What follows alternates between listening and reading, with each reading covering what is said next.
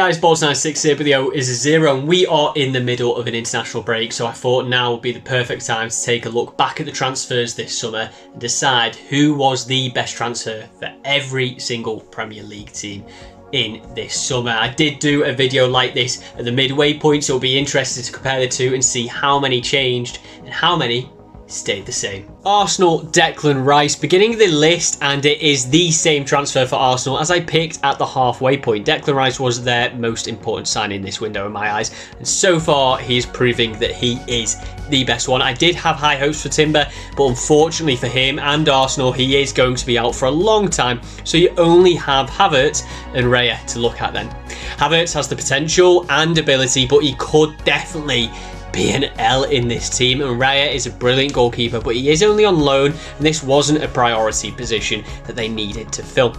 Rice came for a lot of money, but he is a hell of a player and he has started the season well enough for them. If he keeps pushing on, keeps improving and keeps putting in good performances, then as expected he will be a star for Arsenal for years to come. Aston Villa, Moussa Diaby, and now we have our first change from my picks at the halfway point with Moussa Diaby instead of Youri Tielemans. Tielemans is a brilliant player and a free transfer, and I have really high hopes for him at Villa. But the signing of Diaby is a massive statement signing to the rest of the league. Diaby wouldn't be out of place at near enough any team in the league, so for Villa to have got him, it is a testament to their pulling power at the minute. Fast, tricky, and with an eye for goal, he was their marquee signing of the window, and for me, he'll prove to be absolutely worth it. Bournemouth, Tyler Adams. Hamid Junior Traore was their best signing at the midway point, but things have changed and it was a pick between two other players for me, Tyler Adams and Alex Scott. Scott had an unreal season in the Championship and was being linked with clubs like Spurs, so you can consider it a massive coup for Bournemouth to have managed to bag him,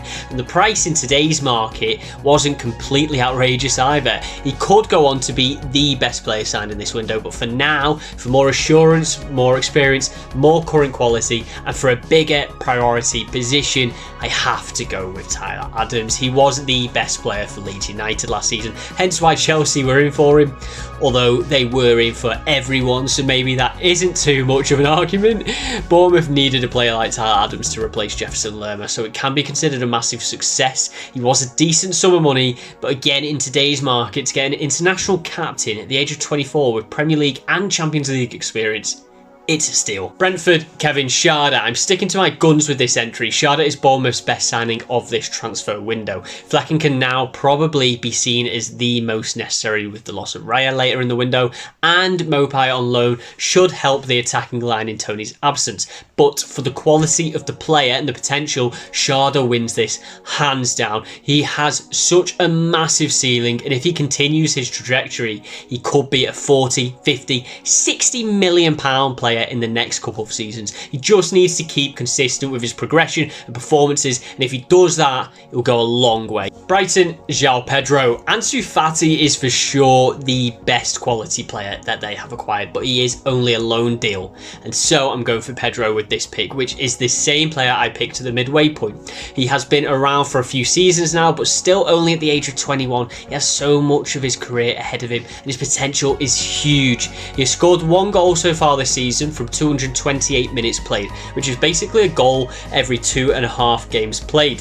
If he could keep up that level, then that isn't a bad return at all for a young striker in the Premier League. His transfer is reminiscent of Richarlison's from Watford to Everton for me, so if Pedro could go on to similar successes at Brighton and possibly earn them a tidy sum of money when another club comes in for him, then that will be a win. Burnley, James Trafford. The first goalkeeper of the list here, and I think it was the most important and biggest signing for Burnley. Goalkeeper is arguably the most important spot on the team behind your strikers, and if you don't have a good enough one, you are going to concede goals and you are going to be in danger of survival. Trafford has a lot of potential and seems to be a very good goalkeeper right now. Yes, he's young, so he will need time to grow and gain experience, but if you look at Ramsdale and Pickford as recent examples, a good young English goalkeeper in the Premier League is a good avenue to go down. Whether it is the quality of the player or the transfer fee, they'll demand when they come to sell. Chelsea, Christopher Nkunku. Chelsea signed a lot of players, some better and more important than others, and some more expensive than others,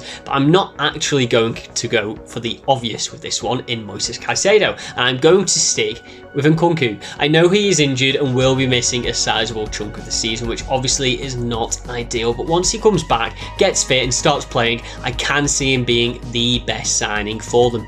Chelsea's attack was the biggest weakness for them last season, and even in this season they have scored in 3 out of 4 league games, and only one of those did they score more than 1 goal. They desperately need to start scoring more goals, and I think Nkunku, once he is back fit, is their biggest chance of doing that. Crystal Palace, Jefferson Lerma. Palace finished the window having only signed 4 players, and one of those is a 19-year-old who will not be thrust into the team immediately, so there aren't a lot of options to choose from. I have stuck with Lerma for this choice, who is a player who I really like, and I think he is massively underrated. He's a good ball playing midfielder who gets stuck in and can pop up with a goal whilst coming into his prime years. So I've got this sort of player on a free is a brilliant deal, and I think he'll prove to be one of Crystal Palace's most important players this season. They did need to make more signings for me as their squad is pretty thin, but out of the players they got, Lerma is easily the best one. Everton, Beto. Thank God I don't have to pick Ashley Young again this time around, who was their only incoming transfer at the time of my last video on this subject. Having said that, Everton's transfer business was largely uninspiring and leaves a lot to be desired, to say the least. 2 loans, 1 free signing, and a 19-year-old are the sum of their other transfers. And so I don't have much choice other than to go for their biggest signing of the window by a long way, Beto. 25 million spent on this guy, and for me, it's a bit of a risk. He is a bit of an unknown and has never been completely prolific in Serie A, but that doesn't mean that he won't be a success, and he could go on to prove his worth. It will be interesting to see how this one plays out, and hopefully for Everton it will be positively. Fulham, Timothy Castagne. When I made the last video at the midway point of the transfer window, Fulham were yet to have made any signings, but they really put in a shift in the second half of the window, having finished it with 7 signings, the majority of which I think were really good transfers, which gave me food for thought. After some deliberation, I've gone with Castagne. I think right back was a position which was a bit weak for them last season, and so to have brought in a player of his quality for around 10 million is really good business. He's been a brilliant player for Leicester over the past couple of seasons and has a lot of caps for Belgium. One of the best national teams in world football. That is nothing to scoff at, and I think this is one of those signings which doesn't excite the masses, but Fulham fans will be very happy with it. Liverpool, Dominic Szoboszlai. I struggled to pick between McAllister and Szoboszlai in my last video, eventually opting for McAllister, but noting that Szoboszlai could go on to be the better signing. Having seen them both play a few games now, both have been very impressive, and I think both are just as important as each other to this Liverpool side, but I have decided to change my pick and go with Szoboszlai. Again, I think they are both equally as important and have both been equally as impressive, but Szoboszlai just has a little something different about him. When you watch him play, his movement, his skill, his knowledge, he looks like a player who is or will soon be in that elite category. He just looks a step ahead of a lot of players and seems to have that sort of next level aura around him, sort of like a Hazard or a Bale. I'm not necessarily saying he will hit those heights. He could do, or he might not, but he just gives me that sort of vibe, and if he continues the way he is going, I think he will be considered as one of the best midfielders in the league right now. Luton Town, Ryan Giles. There were a few contenders for this entry. Chong is a good player and was my previous pick. Nakamba was a player I thought they should bring back on a permanent, whilst Barkley on his day can be brilliant. But I've gone for Ryan Giles. He had a superb season last time out, so I thought he was going to cost any would-be suitor a decent sum of money, but Luton have managed to get him for a snip.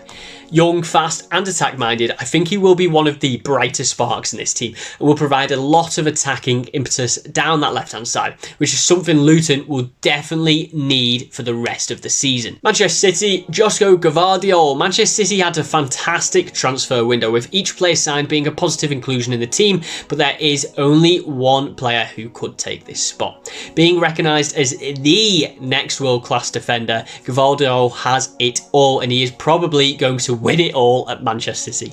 He already looks to be settling in very comfortably and is fast becoming the main man at the back of the City defence, which is massive considering this was a treble-winning defence that he is slotting into. Manchester United, Andre Onana. Looking at the other side of Manchester, and they made some good signings as well, with the best one for me being Onana. Reason being is that they lost De Gea, a goalkeeper they had for a decade and had captained the side on numerous occasions.